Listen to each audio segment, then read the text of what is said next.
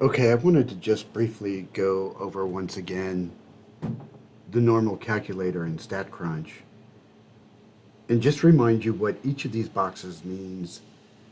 The standard, the deviation, and the mean are pretty obvious. Those have to be given in the problem. And as you know, if it's a standard normal,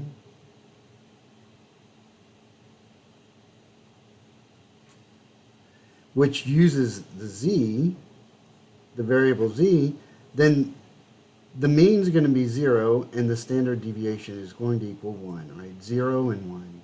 But any other problem will tell you the mean and standard deviation of the data set.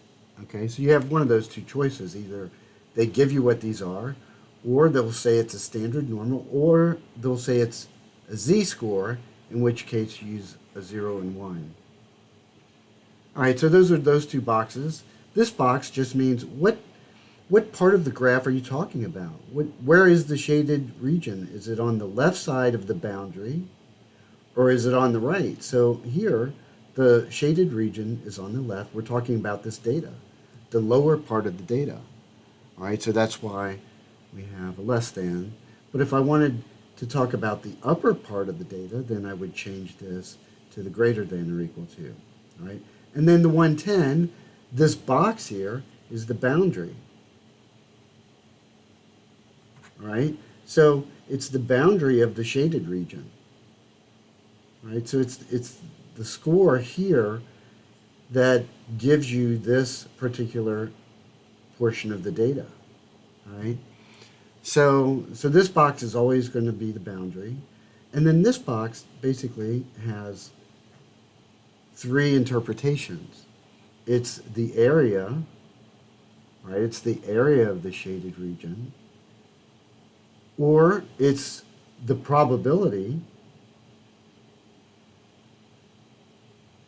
right? It's the probability that a data point is contained in the shaded region, all right? So you might say it's the probability that a data point is below 110, and or it's the percent of data. What percent of data is below 110? Well, it's or less than or equal to 110. It's 74.6 in this case. 74.75% of the data is in the shaded region. So any of these things can be symbolized by the number in this box here. Now, sometimes all of these problems will basically give you 4 of these 5 boxes, and you have to find the remaining one.